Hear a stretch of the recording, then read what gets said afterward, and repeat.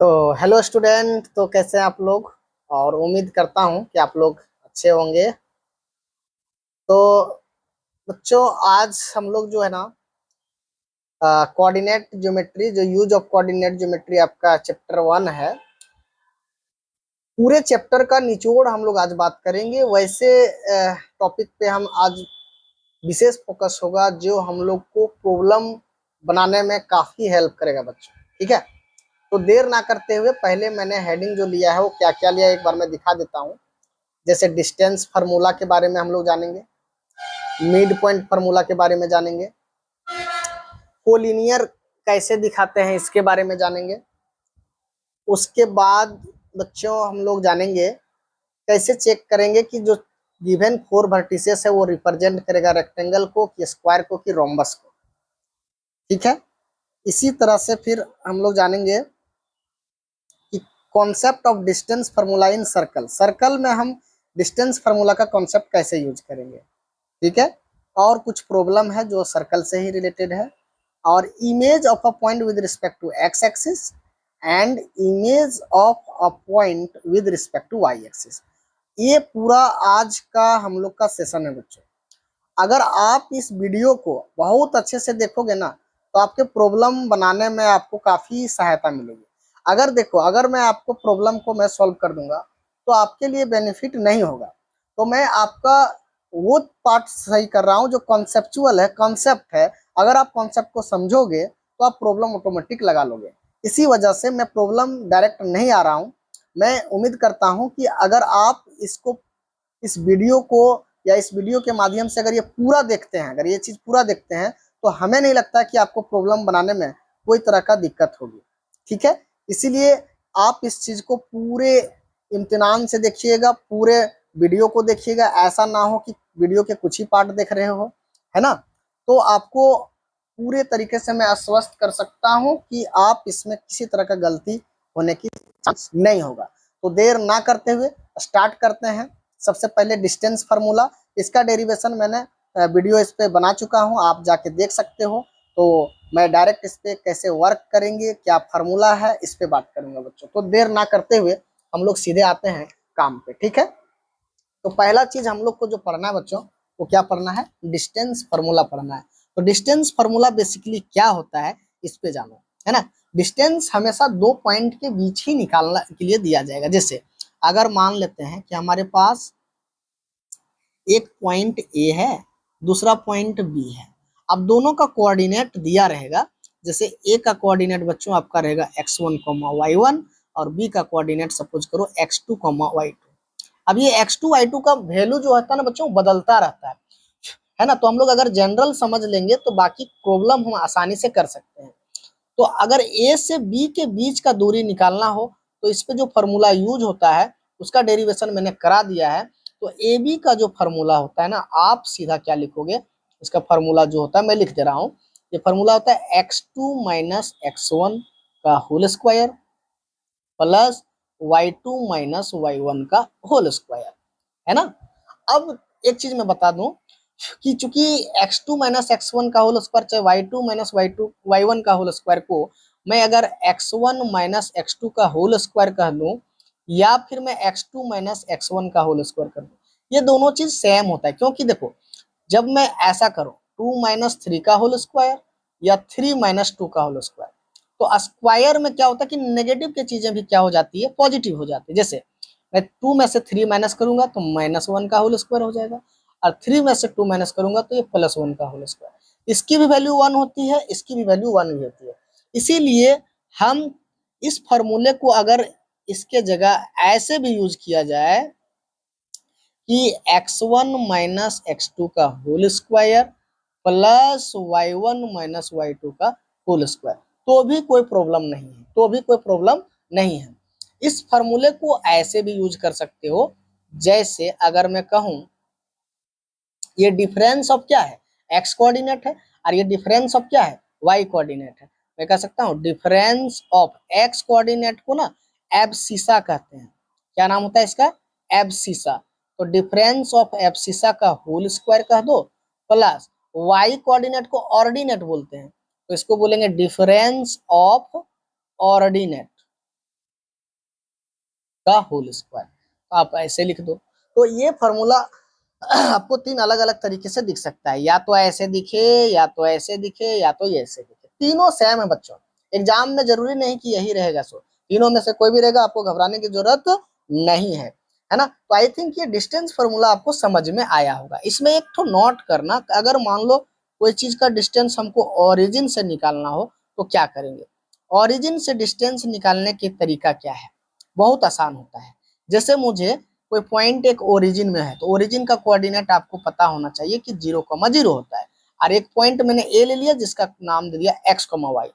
तो ये OA distance कैसे निकालेंगे, जस्ट अभी हम लोग फार्मूला लगा देते हैं।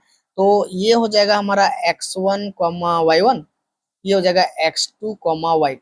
तो जस्ट फार्मूला बोले थे x1 माइनस x2 या x2 माइनस x1।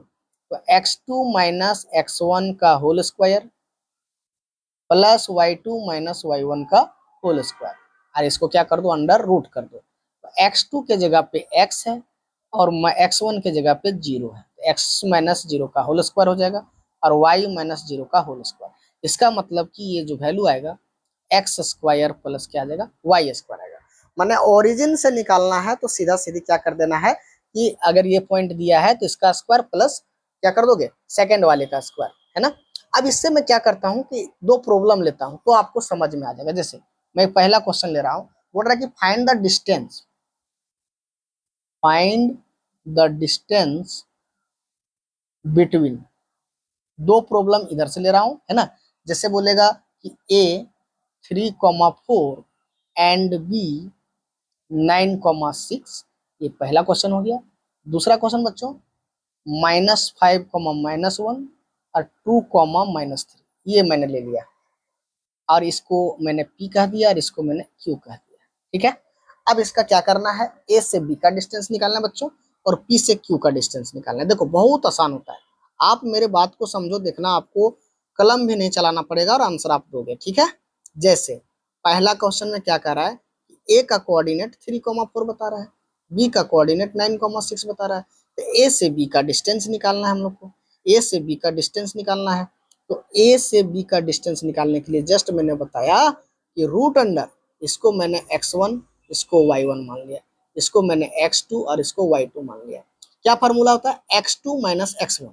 तो x2 माइनस x1 का whole square plus y2 minus y1 का होल स्क्वायर। बच्चों देखो कितना आसान है। अब इसके जगह पे क्या रखोगे, आप वैल्यू रखोगे, x2 के जगह पे 9 रखोगे, माइनस x1 की जगह पे 3 रखोगे, इसका होल स्क्वायर कर दोगे, y2 की जगह पे 6 रखोगे, माइनस 4 कर दोगे, इसका होल स्क्वायर कर दोगे। 9 में से 3 जाएगा बच्चों तो 6 हो जाएगा, तो 6 का स्क्वायर प्लस 6 में से 4 गया तो ये 2 का स्क्वायर, तो 2 का स्क्वायर है ना। तो ये हो गया 36 प्लस का 4, तो 36 प्लस 4 कितना होता है बच्चों, तो √40। √40 को हम क्या लिख सकते हैं कि 4 इंटू 10, 4 का √2 होता है, 10 का नहीं जानते हैं, तो 2√10 क्या हो जाएगा, यूनिट हो जाएगा। ये हमारा क्या आ जाएगा, ए बी का डिस्टेंस आ जाएगा। देखो कितना आसान है ना। अब देखो ये दूसरे नंबर क्वेश्चन पे, देखो दूसरे नंबर क्वेश्चन पे क्या कर रहा है कि P एक पॉइंट है, P हमारा -5,-1 है, Q हमारा 2,-3 है। आप ना एकदम पूरे एकदम इत्मीनान से वैल्यू को देखो और उसी पे विश्वास रखो। This is x1, this is y1, this is x2 and this is y2। हमें क्या निकालना है, हमें निकालना है डिस्टेंस PQ का। डिस्टेंस क्या निकालना है, PQ का। तो कैसे निकालेंगे समझो। तो PQ का डिस्टेंस निकालने के लिए हम क्या यूज करेंगे, तो डिस्टेंस फार्मूला, ये जस्ट अभी यूज किया था, x2 माइनस x1 का whole square, y2 minus y1 का होल स्क्वायर। तो बच्चों माइनस वाले में ना थोड़ा सा ध्यान देना है, थोड़ा सा क्या ध्यान देना है आपको, यहाँ पे x2 की वैल्यू 2 दी हुई है, कितनी दी हुई है, 2 दी, तो यहाँ 2 लिखा, माइनस x1 की वैल्यू -5 है और ऑलरेडी यहाँ माइनस है, तो मैं ब्रैकेट लगा के लिखूंगा -5 और ये पूरे का होल स्क्वायर। y2 की वैल्यू बच्चों कितना है, y2 की वैल्यू -3 है और माइनस है, और फिर y1 की वैल्यू कितनी है, -1, तो यहाँ पे क्या लगाएंगे, ब्रैकेट लगा देंगे। तो ये ध्यान देना, माइनस वाले में ध्यान देना, प्लस वाले में तो दिक्कत नहीं आ रही थी। तो ये बच्चों आपका हो जाएगा 2 माइनस माइनस प्लस 5 का होल स्क्वायर और -3 प्लस 1 का होल स्क्वायर। अब इसको सॉल्व करोगे बच्चों तो ये आ जाएगा 5 × 2 = 7 का होल स्क्वायर और इसका कितना हो जाएगा -3 + 1, तो क्या होगा, हम पहले ब्रैकेट का काम करते हैं, तो -2 का होल स्क्वायर, तो 7 का स्क्वायर हो जाएगा 49 प्लस का -2 का स्क्वायर कितना हो जाएगा 4, तो कितना हो जाएगा 9 4 13 3 5, तो √53 यूनिट हो जाएगा बच्चों, है ना। तो बहुत आसान होता है और ये आप क्वेश्चन को प्रैक्टिस कर सकते हैं, घबराने की कोई जरूरत नहीं बच्चों, ठीक है। ये आपका डिस्टेंस फार्मूला क्लियर हो गया होगा आई थिंक, है ना। एक क्वेश्चन ओरिजिन वाला ले लेते हैं, जैसे ये क्वेश्चन हम लोगों ने लिया था ओरिजिन से डिस्टेंस। सपोज करो एक हमारा ओरिजिन है और ये हमारा पॉइंट सपोज करो 3,4 है। अब मैं इसको ओ बोला, इसको मैं पी बोला, ओपी डिस्टेंस अगर मुझे निकालना है तो मैंने डायरेक्ट बोला था ओरिजिन में दिस इज एक्स है और ये वाई है ना, और ये ओरिजिन हमारा फिक्स है, तो इसका मतलब X square plus Y square, ये फॉर्मूला बताया था। एक्स स्क्वायर मतलब 3 का स्क्वायर और वाई स्क्वायर मतलब 4 का स्क्वायर, तो 3 का स्क्वायर 9 होता है बच्चों, 4 का स्क्वायर 16 होता है, 16 9 25, तो इसका आंसर कितना आ जाएगा 5 यूनिट आ जाएगा। तो ओरिजिन से डिस्टेंस निकालने का जो फॉर्मूला है वो क्लियर कट है, इसमें आपको कोई तरह का दिक्कत नहीं होनी चाहिए, है ना। अब आगे बढ़ते हैं हम लोग। एक होता है मिड पॉइंट फार्मूला। ये मिड पॉइंट फार्मूला क्या होता है ये समझो। मिड पॉइंट का मतलब क्या होता है, बीचों बीच, बीचों बीच। अब बीचों बीच कब होगा, देखो जैसे मैं एक लाइन लिया इस टाइप का, इसको नाम दिया ए x1 y1 और एक बी दे दिया x2 y2, है ना। अब एक पॉइंट पी सपोज करो यहाँ पे है, एक पॉइंट पी यहाँ पे है जिसको हम कह दिए x, y। अब ये बीचों बीच में तभी होगा जब ए से पी का डिस्टेंस और बी से पी का डिस्टेंस दोनों क्या हो, इक्वल हो, तब हम कहेंगे, कि पी जो है वो क्या है, ए और बी के बीचों बीच है। तो इस केस में जो हम लोग फार्मूला मतलब कि ये इसका कोऑर्डिनेट निकालने का जो फार्मूला होता है, इसमें जो रिलेशन होता है, जो बीच वाला पॉइंट होता है, तो बीच वाला पॉइंट हमारा क्या है, पी एक्स वाई है। जो इसका जो वैल्यू होता है ना, ये ऐसा होता है कि x1 + x2 को जोड़ो बाई 2 कर दो और y1 + y2 को जोड़ो बाई 2 कर दो, इसके बराबर होता है ना। माने कि x की जो वैल्यू है, जो p का x कोऑर्डिनेट जो है वो किसके बराबर होगा, x1 + x2 बाई 2, और जो y कोऑर्डिनेट है वो किसके बराबर होगा, y1 + y2 बाई 2, है ना। ये होता है मिड पॉइंट फार्मूला। अगर आपको दो एक्सट्रीम, इसको कहते हैं एक्सट्रीम पॉइंट, ए और बी को क्या कहेंगे, एक्सट्रीम पॉइंट। ए और बी क्या कहलाएगा, एक्सट्रीम पॉइंट कहलाएगा। और ये दोनों के बीच में पी है कि नहीं है, तो पी अगर बीच में है तो ये एक्स की वैल्यू निकालने का जो फॉर्मूला आया वो क्या आया, x1 + x2 डिवाइडेड बाई 2 और y1 + y2 डिवाइडेड बाई 2। बस यही करना है आपको, है ना। तो ध्यान से देखना कैसे हम लोग यहाँ पे क्वेश्चन पूछा जाता है, सो है ना। जैसे अगर कहेगा, क्वेश्चन है यहाँ पे आपकी बुक में भी है, मैं एक क्वेश्चन ले रहा हूँ कि चेक करना है कि ये पॉइंट जैसे एस है -3, 0, एक m है 0, और t है 3, 0। बच्चों चेक करना है कि जो m जो है वो s और t के बीच में है कि नहीं, इस पे लाइन ज्वाइन कर देते हैं, है ना। हम लोग को क्या दिखाना है कि जो m है वो s और t के बीच में है कि नहीं है, ये पता करना है कि जो ये मिड पॉइंट है कि नहीं, ये पता करना है। तो देखो मैंने क्या बोला कि मिड पॉइंट होने के लिए ये वाला जो कोऑर्डिनेट 0 है, this is x1 y1, this is x2 y2, और इसको सपोज कर लेते हैं x, y। माने x की जो वैल्यू होनी चाहिए वो x1 + x2 डिवाइडेड बाई 2 होनी चाहिए, और y की जो वैल्यू होनी चाहिए वो होनी चाहिए y1 + y2 डिवाइडेड बाई 2। अब देखो अगर ये वेरी करता है, अगर ये वैल्यू को आ जा रहा है तब ठीक है, या फिर ये मिड पॉइंट नहीं होगा। जैसे यहाँ पे x की वैल्यू 0 है तो इसको भी जो वैल्यू आएगा वो भी 0 आना चाहिए। देखो -3 + 3 करो, x1 की वैल्यू -3 और x2 की वैल्यू +3 अपॉन 2 करो, तो इसका वैल्यू क्या 0 के बराबर आ रहा है, तो आ रहा है सर, है ना, ये सही है। अब देखो y का वैल्यू यहाँ भी 0 रखेंगे और ये 0 + 0 बाई 2, इसका मतलब 0 बराबर 0 आ रहा है, यानी ये सेटिस्फाई कर गया, है ना। माने कि ये दोनों को जोड़ता -3 + 3/2 और 0 + 0 बाई 2, ये 0 0 के बराबर आ ही रहा है, इसका मतलब m जो हमारा होगा s और t का मिड पॉइंट होगा, है ना। तो ये बहुत आसानी से हो गया। मैं एक क्वेश्चन और आपको देता हूँ जिसमें ये और क्लियर हो जाएगा, है ना। जैसे मैं क्या कर रहा हूँ, एक पॉइंट है हमारे पास 3, a और एक पॉइंट है हमारे पास b, b यहाँ पे 8 कॉमा मान लेते हैं 3 है, और एक पॉइंट यहाँ पे क्या है 4 कॉमा 2, इसका नाम मैंने पी दे दिया। पी बता रहा है कि मिड पॉइंट है ना, पी क्या है मिड पॉइंट है। इसमें ऐसा करो, इसको 8 के जगह पे 1 मिनट इसको बदल दे रहा हूँ, इसका नाम रख देता हूँ 6 और ये ए। अब मैं ये कह रहा हूँ कि पी जो है ना वो ए बी का मिड पॉइंट है। पी क्या है ए बी का मिड पॉइंट है, तो ये की क्या वैल्यू होगी। तो अभी मैंने क्या कहा, देखो मिड पॉइंट है, एक मिनट, अगर मिड पॉइंट है, देखो ये अगर मिड पॉइंट है तो क्या होगा, देखो ऐसा मैंने ले लिया क्वेश्चन, ठीक है। अब अगर ये मिड पॉइंट है 7,4 क्या है ए बी का मिड पॉइंट है, इसका मतलब ये हुआ कि भाई 6+8/2 माने कि इसको और इसको ऐड करेंगे तो ये 7 के बराबर आएगा, और a+3/2 ये किसके बराबर आएगा 4 के बराबर। आप देखो आ रहा है कि नहीं, 8×6 = 14/2 माने 7 बराबर 7, ये तो बात सही है सर। यहाँ से a का वैल्यू कितना आएगा, a+3 = 8, ए का वैल्यू कितना आ जाएगा 5 आ जाएगा। तो इस टाइप से हम ए का वैल्यू पता कर लेंगे कि कितना होगा, है ना। तो ये था आपका क्या चीज, मिड पॉइंट फार्मूला। आपको याद रखना है केवल ये वाली बात, ठीक है। जहां मिड पॉइंट फार्मूला की जरूरत पड़ेगी तो आप ये वाला यूज करोगे, है ना। अब देखो नेक्स्ट पॉइंट जो हमको चेक करना है वो क्या चेक करना है, कोलिनियर। कोलिनियर का क्या मतलब होता है ना, कोलिनियर का मतलब होता है कि एक ही लाइन में स्थित। तो इसको हम चेक करने के लिए क्या तरीका लगाते हैं, हम कोलिनियर की बात तभी करते हैं जब मोर देन 2 पॉइंट हो। 2 पॉइंट तो आपस में कोलिनियर होता ही है। एक पॉइंट मैंने और एक ले लिया सी। अब मैं कहना चाह रहा हूँ कि ए और सी बी कोलिनियर है या नहीं, ये कैसे चेक करेंगे। तो इसका एक ही तरीका है।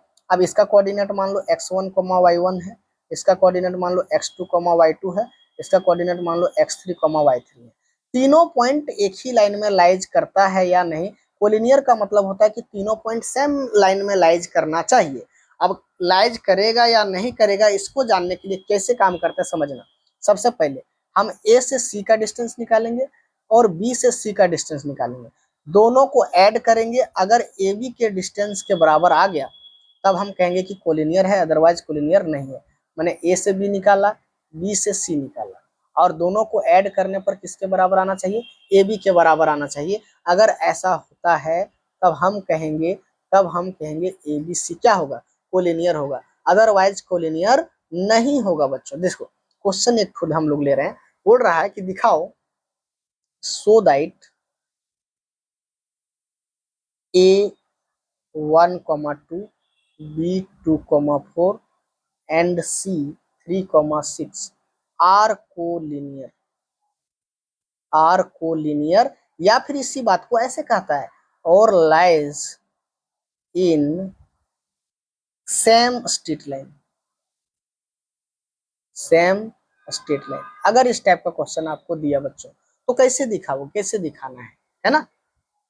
अब इसके लिए क्या करोगे, सबसे पहले हम लोग इसको, अगर हम कोऑर्डिनेट प्लेन में ड्रॉ करेंगे तो ये तो पता चल जाएगा आसानी से, लेकिन अगर विदाउट ड्राइंग किए हुए बताना है तो कैसे बताएंगे। तो हम ए बी सी को हम सबसे पहले प्लॉट कर लेते हैं, ठीक है, और सी हमारा कितना है 3,6। अब देखो, अब जैसे जैसे काम कर रहा है वैसे देखो, ये अभी मैंने क्या बताया था कि ए डिस्टेंस निकालो आप ए से बी, और बी से सी निकालो, फिर बाद में ए से सी निकालो, ठीक है। तो ए बी डिस्टेंस कितना होगा, तो अंडर रूट होगा जाएगा सर।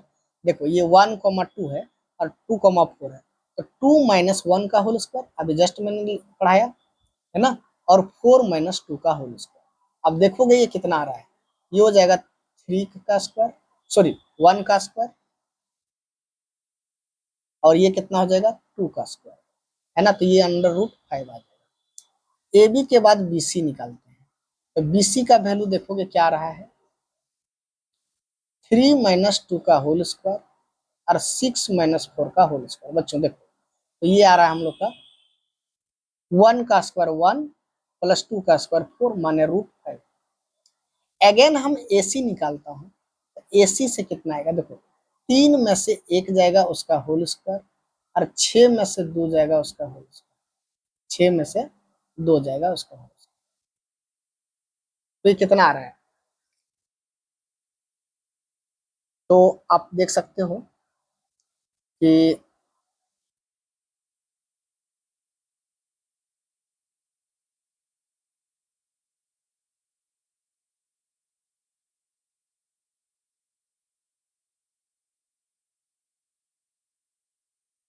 तो ये बच्चों आपका आएगा, देखोगे ये हो जाएगा आपका 3 में से 1 या 2 का स्क्वायर 4, और ये 16, ये आएगा √20। और √20 को हम लोग क्या ले सकते हैं, 4 इंटू 5, तो इसका वैल्यू 2√5 हो जाएगा, है ना। तो मैं क्या देख पा रहा हूँ कि A B plus B C करेंगे तो ये किसके बराबर आ रहा है, तो √5 प्लस √5, ये किसके बराबर आया, 2√5 के बराबर, जो कि ए सी के बराबर है। तो क्या ये बात सही हो गया, इसका मतलब क्या होगा कि A B and C are क्या होगा, कोलिनियर, एक ही लाइन में लाइज करेगा, बस यही दिखाना होता है किसके लिए, कोलिनियर के लिए। तो आई होप कि ये आपको बहुत अच्छे से समझ में आया होगा। नेक्स्ट जो बात जानना है बच्चों, वो हम लोग को पढ़ना है, जैसे अगर मान लो how to check given four vertices represent rectangle, square या रोम्बस। तो इसका आइडिया मैं बता देता हूँ कि अगर रेक्टेंगल दिखाना है बच्चों, तो सबसे पहले क्या करोगे कि हम अपोजिट साइड, मतलब सारे साइड निकाल के देखेंगे, है ना, सारे साइड को निकाल के देखेंगे किससे, डिस्टेंस फार्मूला से। अगर ऐसा हो गया, अगर ऐसा हो गया कि अपोजिट साइड्स या फिर pair of two sides, pair of two sides are क्या हो जाए, इक्वल हो जाए, एंड साथ ही साथ diagonal are equal, diagonal are equal, then हम कहेंगे कि जो 4 वर्टिसेस होगा वो किसको रिप्रेजेंट करेगा, रेक्टेंगल को रिप्रेजेंट करेगा। हमेशा याद रखना, रेक्टेंगल रिप्रेजेंट करेगा कि नहीं करेगा, इसके लिए सबसे पहले क्या कराना है, अपोजिट साइड मैंने pair of two sides are equal हो जाए और डायगोनल भी इक्वल हो जाए, तब हम कहेंगे कि वो रेक्टेंगल रिप्रेजेंट करेगा। स्क्वायर के लिए क्या होता है, स्क्वायर के लिए सबसे पहले कि अगर ऑल साइड अगर इक्वल आ गया, all sides are equal and diagonal are also equal, also equal, तब हम कहेंगे क्या है, होगा ये स्क्वायर होगा। रोम्बस में क्या होगा, रोम्बस में केवल क्या दिखाना है, all sides are equal, all sides are equal. अगर पैरेललोग्राम दिखाना है तो सिंपली अपोजिट साइड इक्वल दिखा देने से काम चल जाएगा बच्चों, है ना। तो ये चीज आप बहुत आसानी से कर सकते हो। इसको हम लोग एक क्वेश्चन के माध्यम से देखते हैं, क्वेश्चन के माध्यम से देखेंगे तो हम लोग को चीजें समझ में आएगी, कोई दिक्कत नहीं हो। तो बच्चों आपको आपके सामने एक क्वेश्चन लिया गया है जो इस प्रकार से, दिखाना क्या है, देखो यहाँ पे बोला है कि दिखाओ कि the points A2,1 -1,2 C -2,-1 and D1, -2 in the coordinate plane represents a square. ये क्या रिप्रेजेंट कर रहा है, स्क्वायर रिप्रेजेंट कर रहा है। तो ये कैसे दिखाओगे आप, है ना। तो सबसे पहले हम लोग ये मान के चलें कि ये ABCD को हम एक ऑर्डर में, जिस ऑर्डर में दिया है उसको हम लोग स्क्वायर टाइप का बना लेते हैं। अगर हम ये चीज दिखा पाए, जैसे मान लो हम ए लिया, बी लिया, सी लिया और डी लिया, है ना, इसको दिखाना है कि स्क्वायर है, तो ये 2,1 ले लेते हैं, -1,2 ले लेते हैं। एक्यूरेट ये नहीं है, कोऑर्डिनेट प्लेन में बनाएंगे तब हम लोग ये एक्यूरेट बनेगा, है ना। डी हमारा क्या है, 1, -2, और मैंने क्या कहा था कि डायगोनल को भी मिला देना है, तो ये this is diagonal and this is another diagonal, है ना। अब ये मुझे चेक करना है कि स्क्वायर है कि नहीं है। मैं तो हाइपोथेसिस ये से लेके चला कि ये स्क्वायर है, लेकिन हमको दिखाना पड़ेगा कि स्क्वायर है या नहीं। इसको कैसे दिखाते हैं आप समझोगे ध्यान से। यहाँ पे हमने क्या बोला कि स्क्वायर होने के लिए सारे साइड को इक्वल दिखाना पड़ेगा, तो मुझे चेक करना पड़ेगा कि ए बी का वैल्यू कितना आ रहा है ना, बी सी का वैल्यू कितना आ रहा है, सी डी का वैल्यू कितना आ रहा है, और ए डी का वैल्यू कितना आ रहा है। एट फर्स्ट तो मैं ये चेक करूंगा, है ना। अब देखो ए बी का वैल्यू निकालने के लिए मैं रूट अंडर लगाऊंगा। ए बी देखो ध्यान से समझना, x2 - x1 या सॉरी x1 - x2 दो भी कोई भी यूज कर सकते हो। जैसे 2 माइनस माइनस +1 तो 3 का होल स्क्वायर हो जाएगा, और यहाँ से देखो 2 -1 तो +1 का होल स्क्वायर, ये कितना हो जाएगा 9 और +1 तो √10 आएगा ए बी का वैल्यू। आप अच्छे से निकाल लोगे, मैं तो शॉर्टकट कर दिया। बी सी, बी से सी देखो कैसे निकालोगे, ये -2 और ये माइनस माइनस +1 तो कितना होगा, -2 + 1 -1, तो -1 का स्क्वायर 1 ही होता है। और 2 माइनस माइनस प्लस 1 3 का स्क्वायर तो 9 होता है। इसका भी वैल्यू कितना आ रहा है बच्चों, √10 आ रहा है। अब सी से डी जाओ, सी से डी जाओ, सी से डी जा रहा हूँ, देखो क्या हुआ, माइनस ये 1 है और ये -2 है, तो 1 माइनस माइनस +2 तो 3 का स्क्वायर 9 हो जाएगा, और -2 माइनस माइनस +1 तो ये -1 -1 का स्क्वायर 1 होगा, तो √10 आ रहा है। ए से डी में अगर जाओगे तो ए से डी में जाओगे तो 2 माइनस 1 2 माइनस 1 माने 1 का स्क्वायर, और 1 माइनस माइनस +2 माने कि 3 का स्क्वायर। ये भी कितना आ रहा है, √10 आ रहा है, मतलब कि आपका सारे साइड इक्वल आ रहे हैं। अब मैं एसी चेक कर रहा हूँ, एसी कितना आएगा, एसी में देखो 2 माइनस माइनस +2 तो 2 + 2 का होल स्क्वायर, और 1 माइनस माइनस +1 माने कि 2 का होल स्क्वायर। ये हो जाएगा 2 का 2 2 4 का स्क्वायर 16 4 20 तो √20 आ रहा है बच्चों। बीडी की बात करूं अगर मैं, तो बीडी कितना आ रहा है, देखो बीडी में क्या करूंगा, 1 माइनस माइनस +1 इसका होल स्क्वायर, और 2 माइनस माइनस +2 यानी कि 4 का होल स्क्वायर, तो मैं इसको लिखूंगा, इसका भी वैल्यू कितना आ रहा है, √20 आ रहा है। तो मैं क्या देख रहा हूँ कि ऑल साइड इक्वल और डायगोनल इक्वल आ रहा है। ऑल साइड यहाँ लिखूंगा, since all sides are equal and diagonal are also equal, hence vertices ABCD represents a square। क्या रिप्रेजेंट करेगा, स्क्वायर है। बाय द वे कल को इसका एरिया निकालने बोल दिया जाए, तो एरिया निकालने बोल दिया तो साइड इंटू साइड मैंने √10 इंटू √10 कर दोगे तो 10 स्क्वायर यूनिट आ जाएगा, है ना। तो ये बहुत आसानी से निकाल सकते हो। तो ये मेथड था, हम किसी भी 4 वर्टिसेस को स्क्वायर दिखा सकते हैं, रेक्टेंगल दिखा सकते हैं, रोम्बस दिखा सकते हैं, बाकी सारे काम ऐसे ही करना बच्चों आपको, है ना। ये चीज आपको क्लियर हो गया होगा। अब जैसे एक क्वेश्चन है, जैसे सर्कल में एक क्वेश्चन होता है, तो सर्कल के कॉन्सेप्ट में क्या है मैं बता देता हूँ, फिर इसके क्वेश्चन हम नेक्स्ट क्लास में करेंगे, ठीक है। जैसे अगर सपोज करो आपके पास एक सर्कल है, आपके पास क्या है, एक सर्कल है, तो सर्कल है तो एक सेंटर होगा, सर्कल है तो क्या होगा, सेंटर होगा, तो ये इसका क्या होगा, रेडियस होगा, है ना। इसको ओ बोल दिया, इसको ए बोल दिया, ये रेडियस होगा। अब कहेगा कि दो पॉइंट दो पॉइंट सर्कल में लाइज कर रहा है कि नहीं कर रहा है ना। एक चीज ये मुझे बताओ कि कोई भी पॉइंट अगर सर्कल के बाहर है, कोई भी पॉइंट अगर सर्कल के बाहर है तो उसको क्या कहते हैं, any point outside the circle, any point, ये पॉइंट मान लेते हैं पी है, और एक पॉइंट ऐसा ले लेता हूं जो सर्कल के भीतर है, और ये पॉइंट मान लो कहाँ पे, सर्कल, ठीक है, इसको मैंने पी डैश मान लिया। तो इसको हम लोग क्या कहेंगे, एक्सटीरियर पॉइंट, ये पी क्या कहलाएगा, एक्सटीरियर पॉइंट।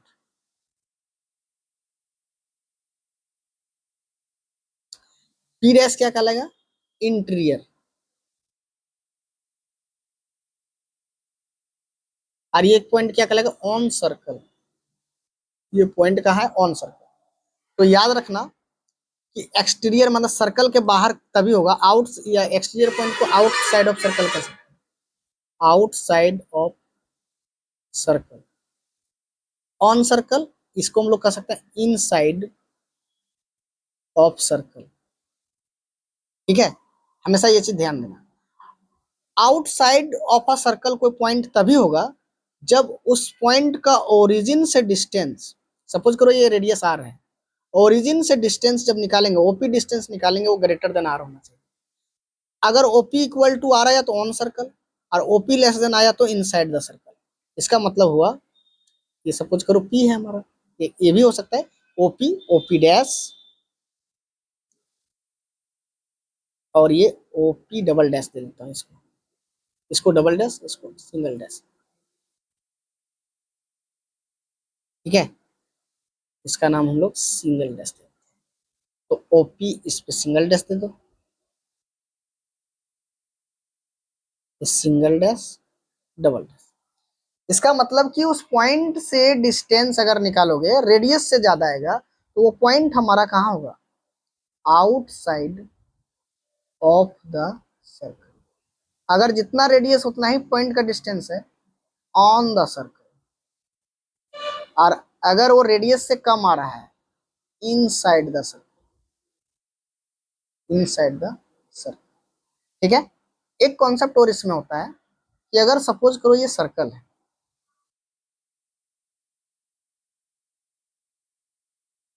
तो अगर एक डायमीटर भी हो सकता है, तो ए बी और ये इसको सेंटर को ओ मान लिया, तो ओ जो होता है ना, वो डायमीटर ए बी का मिड पॉइंट होता है। वो क्या होता है? ओ जो सेंटर है वो क्या होता है? Mid point of extreme point of diameter. Diameter के मिड पॉइंट होता है, ये हमेशा याद रखना। तो इसका मतलब अगर इसका कोऑर्डिनेट x1, y1 है, इसका x2, y2 है, इसका क्या हो जाएगा? x1 plus x2 divided by 2 और y1 plus y2 divided by 2। तो आप इस कॉन्सेप्ट को जरूर समझने की कोशिश करना, और इसका प्रॉब्लम आपके बुक में है। नेक्स्ट क्लास में जो हम है इससे रिलेटेड और भी क्वेश्चन कराएंगे। आज के लिए इतना ही, 2 टॉपिक और बचा इसमें, है ना। जैसे ये क्वेश्चन को आप देख सकते हो, एक क्वेश्चन हम लोग कर लेते हैं, है ना, ये आपके बुक में भी है, या फिर इसको मैं नेक्स्ट क्लास में कराऊंगा। आप इतना आपको क्लियर करना है ना। जो भी मैंने बताया अगर आपको अच्छा लगता है तो आप इस टाइप की वीडियो हमेशा आपके मिलता रहेगा। तो इसके लिए आपको चैनल को सब्सक्राइब करें, लाइक करें और दोस्तों के बीच जरूर शेयर करें, है ना। तो धन्यवाद सभी को।